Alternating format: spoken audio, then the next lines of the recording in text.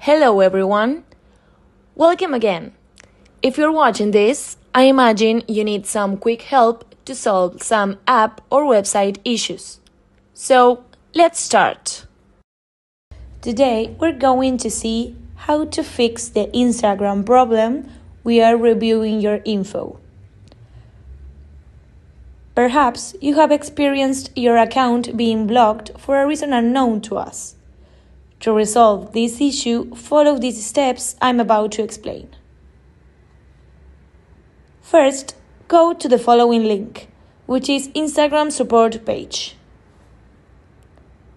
Once you are inside the link I just provided, carefully read the information Instagram provides. Next, you have to click on Yes below where they ask if you have a valid ID. Then, you will need to fill out the entire form with your information: full name, Instagram username, email, and the country from which you are writing.